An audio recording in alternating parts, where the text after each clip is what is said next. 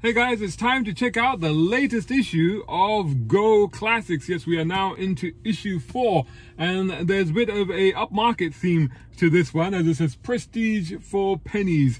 And let's find out what's in this. So this is now out. It's available. Head over to GoClassics.co.uk, and the great thing is you can of course order a print copy, which should be available in some shops as well, but you can get a digital copy right now. You can download it to your phone and your tablet straight away. You can start reading it like moments after you finish watching this video, but make sure you finish watching this video. Anyway, let's check this out.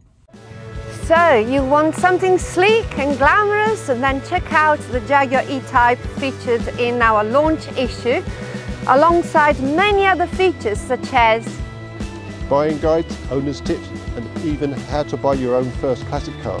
Go Classics is about the cars that you relate to, the cars that you've dreamed of, and the cars that you can own, run, and enjoy. At Go Classics, we'll tell you how. Go Classics is the most exciting car magazine on the shelves today, and it's out now. And you can get one by heading over to GoClassics.co.uk, where you can find some of our fantastic limited time subscription offers. forget about the boring, the pompous, the self-important. If you want something new, Go Classics! So, all the usual great content packed full of features and buying guides and all the rest of it. A great news section up front. Interesting thing, old tax discs. Do you have your old tax discs? Because apparently they're worth quite a bit of money now. There's a bit of a collector thing going on with those. And information about the fact that, you know, high mileage cars are nothing to be feared. Any C show that's happening this weekend. I don't know by the time if you're going to watch this or not, if I've uploaded. But anyway, I might be popping over to that, and there should be electric car, classic car, electric car rides to be had there if you're interested in that sort of thing. And the more to come on that subject, believe you me, both from me and from Go Classics and from Brown Car Guy videos and all. There's an auction roundup, what's been selling, what's not been selling, all the rest of it. Events, what's been going on. I've covered a few things. Check out the videos on this channel. Of course, the standard guide that's always in there, how to get into classics. Then of course my column, you must read that. It's all about the right to Restomod. It's funny, you know, because some people that know me say that I'm not one for modifying cars.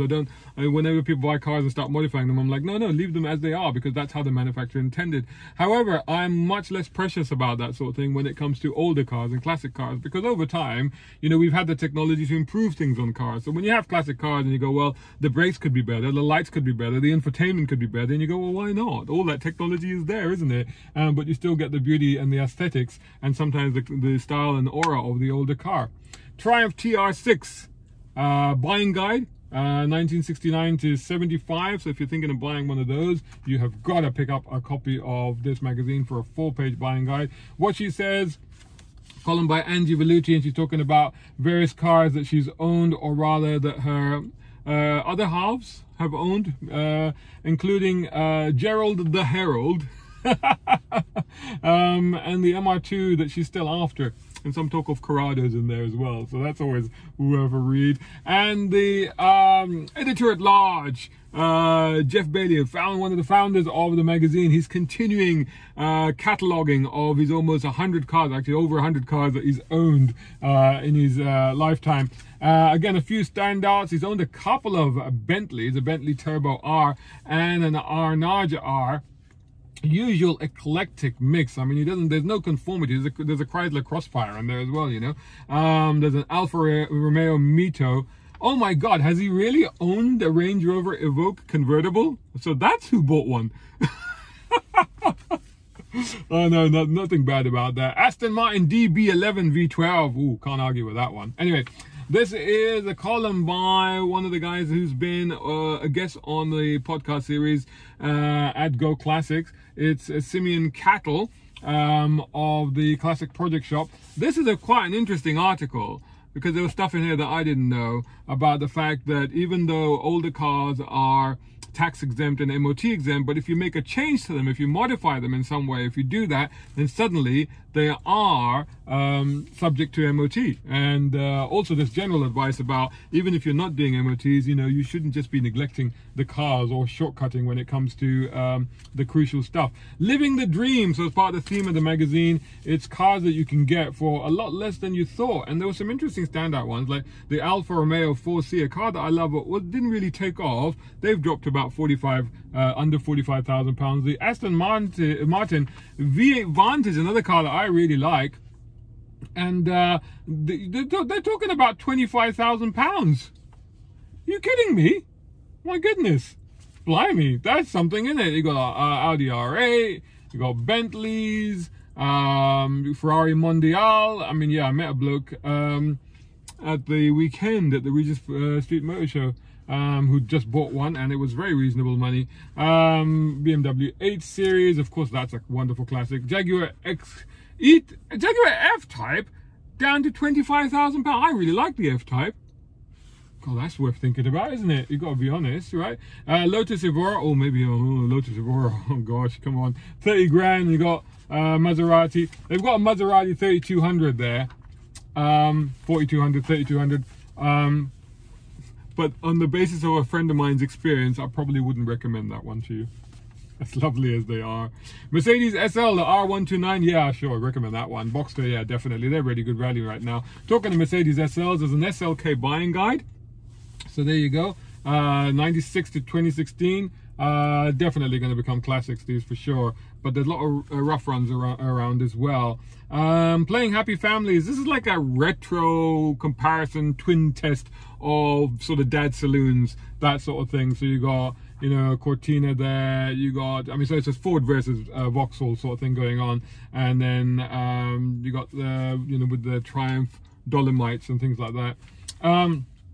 And talking of dad cars, there's a whole feature on them, and this is cars in the 70s and 80s that dad might have driven. So the Vauxhall Cavalier, Ford Sierra, of course, Escort, of course, Triumph 2000, the Princess.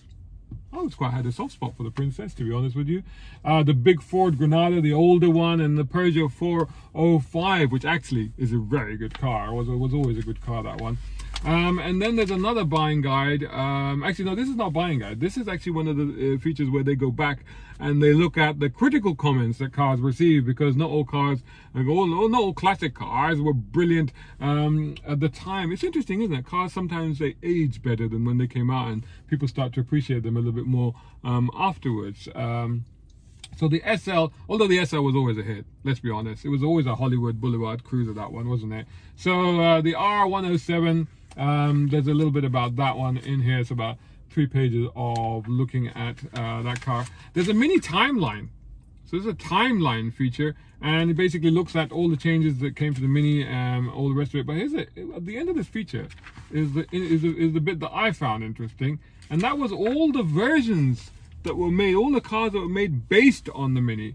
And there's some really, I mean, I knew about the Mini Marcos, for example. I know about the Mini Moke, but the Siva Bug, you know, the Midas, I've seen the Midas before, but the McCoy GT, has that got anything to do with Dr. McCoy? The Broadspeed GT, look at that. And this Siva, the Status 365. I mean, that looks like a Bond bug with 4 wheels. I mean, that's what an extraordinary thing. And then the Unipower, that's a sexy little car. Mod the Mark, this is a good one because this feature is about what you can do. I was just talking earlier about how you can enhance classic cars. And again, remember, if you do that, then they're subject to MOT. Still not tax apparently, but MOT, but depending on the age of the car, of course. So this is all about what you can do to make the MG RV8 better than it was. But it's always going to have that charismatic Rover V8, isn't it? That's always going to be fun. Cleaning and detailing your car. BMW's designation system. So this is a feature that actually explains, you know, the E30. Mine was the E30. That's the one I owned. I did have, you know, 5 Series. What was the 5 Series that I owned? What would that have been then? That would have been the E34, actually. Yeah, that's what that would have been. So I can tell from this guide, you can now tell all of those E designations and what they refer to and all the rest of it. Then you've got an owner's car. This is the Seat Panda. a Seat Panda. And apparently it's the only one in the UK. Wow. So that is quite extraordinary. And it's featured right here, so check it out. And it's got a couple of pandas in the seats as well. Isn't that cute? Jaguar XJS buying guide 75 to 95. Don't do this to me. I do like the XJS. I've always liked it ever since Ian Ogilvy's Saint. Who drove the white one. Very classic cars. You can get them. Oh God, what, £10,000 it says? Well, I wouldn't. I'd spend a bit more than that, but yeah, I mean, even less actually you can get them for, but I think you want to spend at least 10,000 plus on it to get a good one that is not just going to be immediate trouble. But try and get a good restored one, really, so that you don't have the hassle and you just have the beauty and the elegance of the thing, which is really what you want, right? Crocs of Gold, and this is all about. We're going vintage. We're not modern classics. We're not classics even. We're going old school. We're going vintage. This is what this is about. This, of course, is inspired by the London to Brighton run, which happened this weekend. And this is the sort of cars that were on it. So these are early 1900s cars. Honestly, I don't know very much about these cars. I mean, exceptional machines, beautiful things, great to see them in action, wonderful to admire the people that take so much time and effort to look after them, to care for them, to drive them, and to dress up to drive them, which is brilliant. If you saw my coverage from Regent Street and also some pictures that I posted as well. So this is all about that, how you can get into that, what you need to know, even when the driving test, what you need to know how to drive them, you know. I drove a 20s Bentley blower once, and this is not like any normal car, I can tell you that much. After 5 minutes I was done. Ford Capri rebirths, if you like. Were there any? Well, apparently the Ford Probe wasn't it? It was meant to be the sort of modern Capri, but didn't quite do the thing. So there's a feature about the Ford Probe. There's more mechanical guidance and information there. Under the radar, so deals to look at. And Jeff's column was this month, I thought was well done, Jeff. I thought it was particularly good and particularly funny because he was talking about the oddities of names that you encounter. You know, it started off with the AC Superblower, which when he Googled, it was, well, let's just say don't Google it. But then when he looked at some of the other names, like the Austin 7 Chummy, because you had to get chummy in it because it was so tiny and claustrophobic. And then some weird names from over in Japan, like the Daihatsu Naked, the Honda Life Dump, and the Mazda Bongo Brawny. Are you serious? How about the Dodge Swinger? Well, that was America. Volkswagen thing, which, as he says, it seems like a marketing cop-out. Nobody at Volkswagen come up with a proper name, so they didn't bother. It's just a Volkswagen thing. And this is a weird one. The Volugrafo Bimbo. I'm making no comment. I'm making no comment at all. They got specialists, focus on the specialists. This time it's Rees Bros Restoration. There you go, check them out. And then you've got Carcore, classic Carcore. And in the dock this month, the Austin Allegro. What do you feel about the Austin Allegro?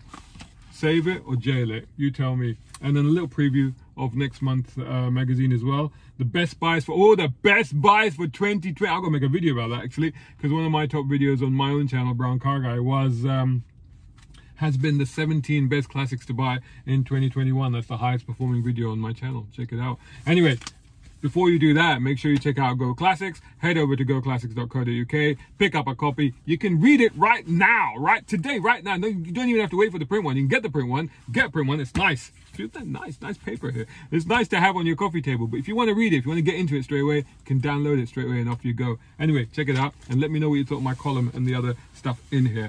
Catch you guys again soon.